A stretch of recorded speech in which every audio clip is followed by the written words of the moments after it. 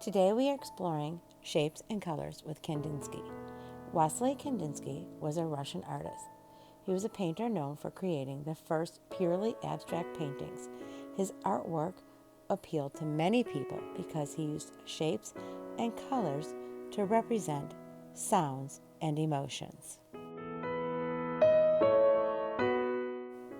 Kandinsky learned how to play cello and piano at a young age, and his music was a huge influence on his artwork.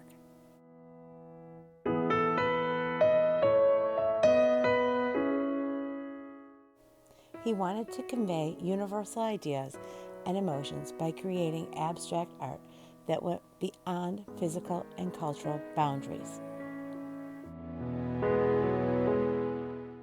We are going to focus on Kandinsky's painting called Squares and Concentric Circles. This is one of Kandinsky's most recognizable works of art. This is just really a small study of how different color combinations work together. For Kandinsky, color was everything. It was spiritual and part of his soul. Let's create art using squares and concentric circles like Kandinsky. Those are circles that go one and then another around each other, just like a target.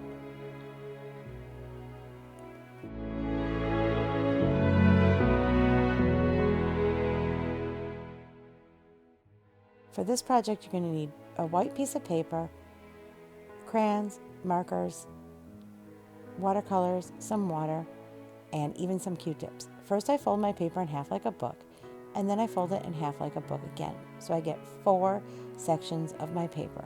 Those are called quadrants. I open up my paper and you'll see I have 4 sections.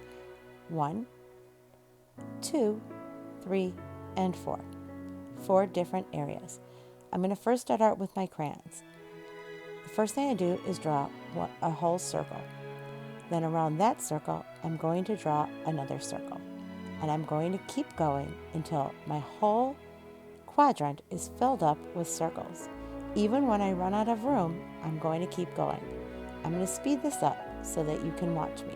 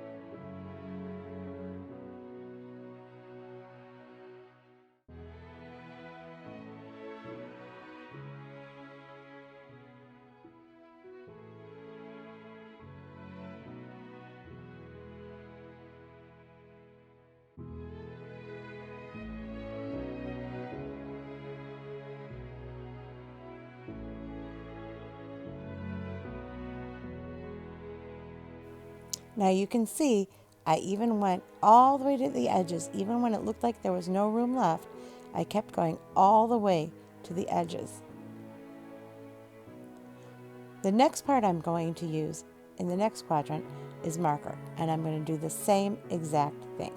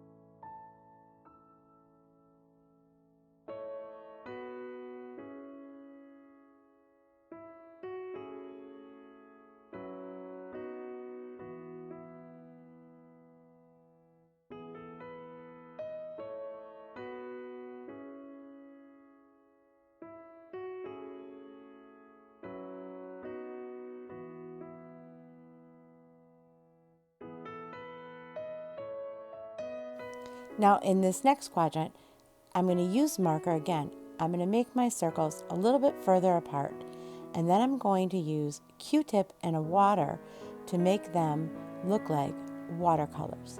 Just watch what I do.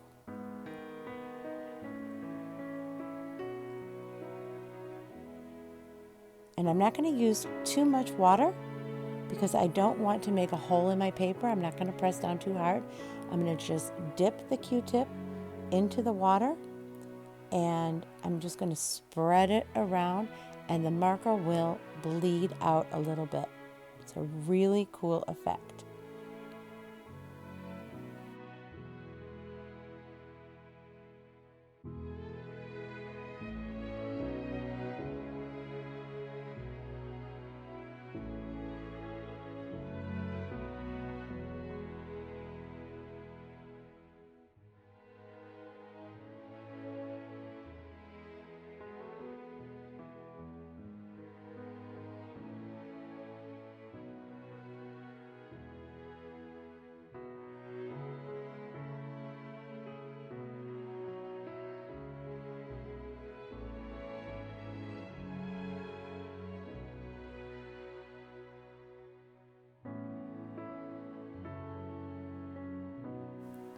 When it looks like my Q-tip gets dirty, I switch Q-tips so that I don't muddy up the Q-tip and the markers.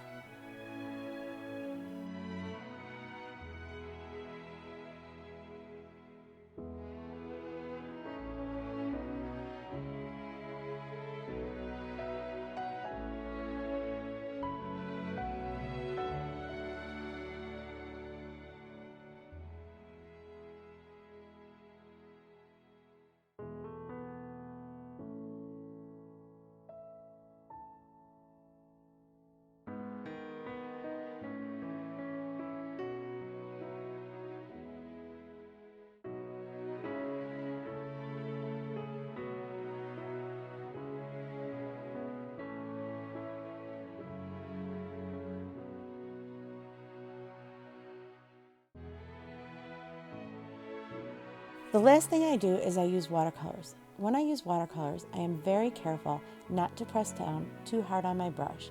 I pretend like my brush is a ballerina dancing very lightly on the paper so that I get nice thin lines so I could fit as many colors on the paper as possible.